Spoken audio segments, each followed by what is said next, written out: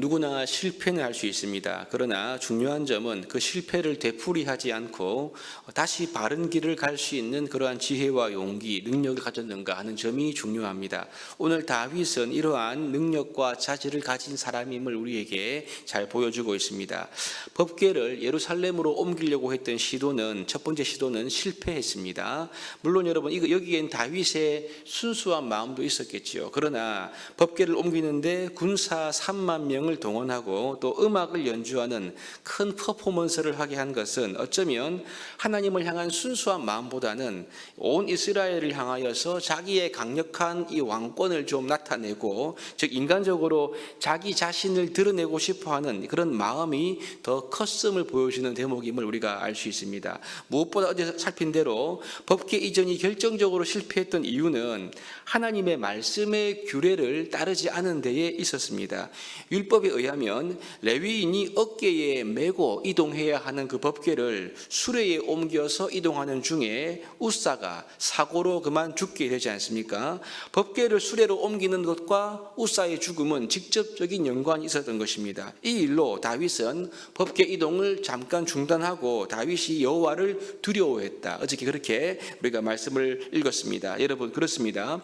이 사건이 우리에게 주는 교훈은 이스라엘의 진정한 왕이 누구인가 하는 점입니다. 여러분, 지금 물론 다윗이 온 이스라엘 12지파를 대표하는 왕이 되었지 않습니까? 그러나 근본적으로 본질적으로 이스라엘의 왕은 다윗이 아닙니다. 다윗을 왕으로 세우신 하나님께서 이스라엘의 진정한 왕이신 것입니다. 그러므로 이 법궤를 옮기는 사건은 이러한 점을 분명하게 보여주고 있다라고 우리가 볼 수 있습니다.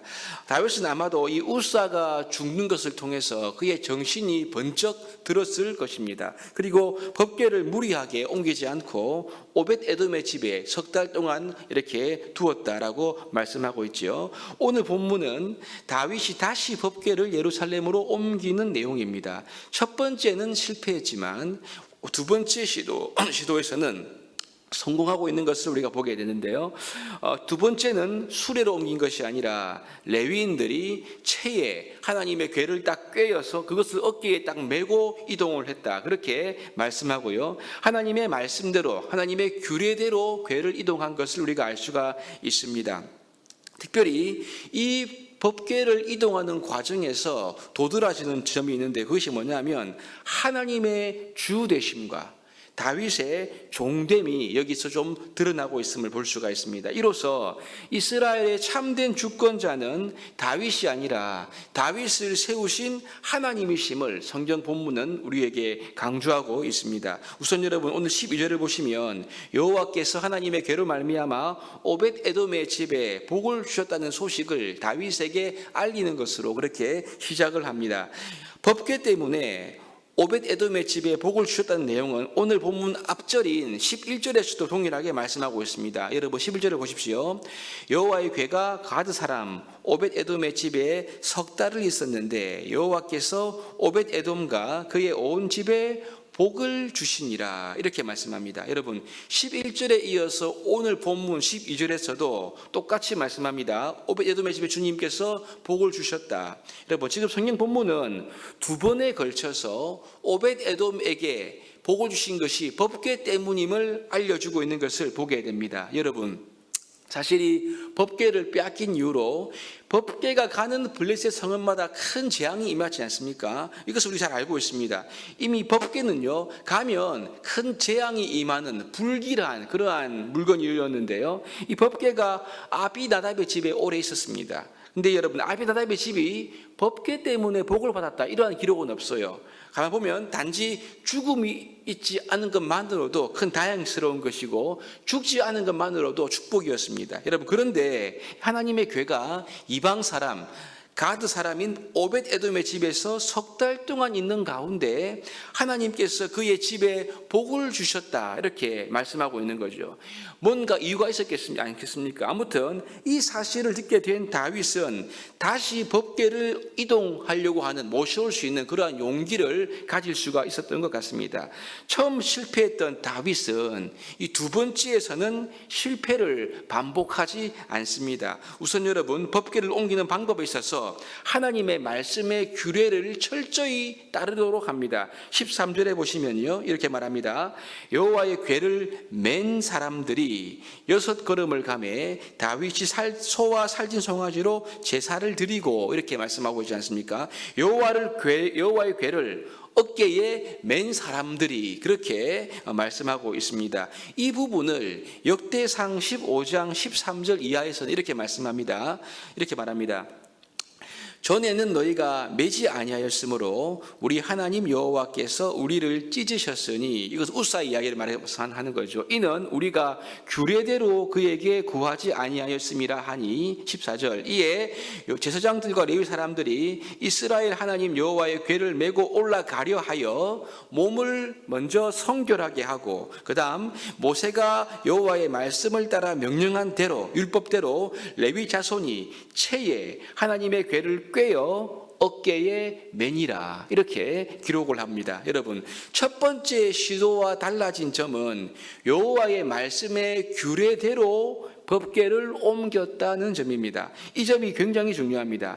다윗이 자기 생각대로 옮기려고 했던 처음 시도와는 확연히 달라진 점이죠. 사실 수레에 실어 옮긴 것은요, 이방 신들을 옮길 때에 했던 그런 방법과 동일한 것인데요, 이제 자기 생각을 버리고 하나님의 말씀의 규례대로 하나님의 말씀에 순종하는 자세와 방법으로 법궤를 옮기는 것을 시도했던 것입니다. 그 다음 여러분, 이 법궤를 옮기는 과정에서 다윗이 춤을 춥니다. 이게 중요합니다. 14절 말씀인데요, 다윗이 여호와 앞에서 힘을 다하여 춤을 추는데 그때에 다윗이 배 에봇을 입었더라, 이렇게 말씀합니다. 여러분, 다윗이 지금 춤을 추는데 왕의 복장이 아닌 배 에봇을 입었다, 그렇게 말씀합니다. 여러분, 이 에봇은 왕이 입는 옷이 아니고요, 하나님을 섬기는 제사장들이 입는 옷이 에봇이지 않습니까? 여러분, 그리고 구약 성경에 보시면 춤을 추는 이야기들은 주로 여성들이 한 것으로 기록되어 있는 것을 보게 됩니다. 주로 여성들이 했는데, 사실 이 다윗은 남성으로서 춤을 춘 사람으로 성경에 기록된 유일한 사람입니다. 여러분, 그러므로 이 다윗이 법궤를 옮기면서 춤을 춘 것은요, 다윗이 왕으로서가 아니라, 즉 종으로서, 제사장으로서, 그리고 당시 사회적으로 낮게 여겨졌던 여성처럼 여러분 스스로를 낮춘, 즉 하나님의 종으로서 자기를 낮추어서 지금 법궤가 예루살렘으로 오고 있는 것을 맞이하고 있다, 이것을 지금 이렇게 설명하고 있는 표현이 춤을 춘 것이죠. 여러분, 하나님의 말씀의 규례대로 옮긴 것과 더불어 왕이 아니라 종된 자세로 법궤를 옮긴 이 두 가지가 처음과 비교하면 확실히 달라진 다윗의 모습임을 우리가 확인할 수가 있습니다. 특별히 여러분, 다윗이 춘 춤이 아주 멋진 그런 춤이 아니었던 것 같습니다. 이후 단락에 보시면 사울의 딸 미갈이 창문으로 이 춤추는 다윗을 보았을 때 그 마음에 업신여길 정도로 굉장히 경박하게 보이는 그러한 춤이었던 것 같습니다. 마침 이 다윗이 법궤를 성공적으로 옮기고 난 이후에 백성들을 축복하고 그 다음에 가족에게로 돌아오지요. 그때 이 다윗의 춤을 지켜보았던 미갈이 다윗에게 경박하게 춤을 췄다는 이렇게 책망적으로 말을 하지 않습니까? 이때 다윗이 그녀에게 반하는 반응이 21절부터의 말씀입니다. 읽어보겠습니다. 다윗이 미갈에게 이르되 이는 여호와 앞에서 한 것이니라. 그가 내 아버지와 그의 온 집을 버리시고 나를 택하사 나를 여호와의 백성 이스라엘의 주권자로 삼으셨으니 내가 여호와 앞에서 뛰놀리라. 내가 이보다 더 낮아져서 스스로 천하게 보일지라도, 이렇게 말하고 있지 않습니까? 지금 다윗이 미갈에게 했던 이 말은요, 한 번 실패한 이후에 두 번째 법궤를 옮기는 이 과정에서 다윗의 달라진 마음가짐을 확인할 수가 있는 말씀입니다. 여러분, 누구나 다 실패할 수 있습니다. 누구나 다 실수할 수 있습니다. 다윗도 그랬거든요. 다윗도 자기를 좀 더 과시하고 싶었고 하나님의 말씀의 규례대로 하지 못했던 실수와 실패를 했던 사람입니다. 그러나 다윗은 계속 똑같은 실수, 실패의 자리에 있지 않았습니다. 이것이 중요하죠. 하나님의 말씀에 비추어 보았을 때 자신의 문제가 무엇인지 알게 되었고요. 결국은 말씀대로 순종하는 길을 택했습니다. 그리고 자기의 마음가짐, 모든 교만한 마음, 높은 마음을 다 내려놓고 진정한 왕이 하나님이심을 그가 인정하고 자기를 그 하나님 앞에서 철저히 겸손하게 낮추어서 나아갔던 것을 보게 됩니다. 이것이 오늘 본문의 가장 핵심적인 내용인 거죠. 그리고는 첫 번째의 실패를 이제 극복하고 하나님의 법궤가 예루살렘에 안치되는 이 일을 성공적으로 마치게 됨으로써 이제 이 예루살렘은 이스라엘 12지파의 종교의 중심지가 될 수가 있는 그런 토대가, 은혜가 있게 된 것입니다. 여러분, 다윗이 문제를 풀고 또 실패를 극복하는 과정은요, 오늘 우리들도 동일한 것입니다. 우리가 만나는 모든 문제들은요, 사실 하나님의 말씀으로 그 문제를 비추어 보고 또 성령의 인도를 받아서 우리가 하나님 앞에 겸손하게 이 문제 앞에서 주님을 붙들고 나아가면 해결되지 못할 문제가 아무것도 없습니다. 우리의 문제가 아무리 크고 심각하고 어렵다 하더라도 우리가 하나님의 말씀에 비추어 보고 그분 앞에 겸손하게 엎드려 나아갈 때 하나님은 우리의 모든 문제를 극복할 수 있는 은혜를 주시는 분이신 줄로 믿으시기를 바랍니다. 이와 같은 은총과 은혜, 다윗이 했던 실패를 극복했던 이러한 은혜를 경험하는 우리 모두가 될 수 있기를 주님의 이름으로 축복합니다.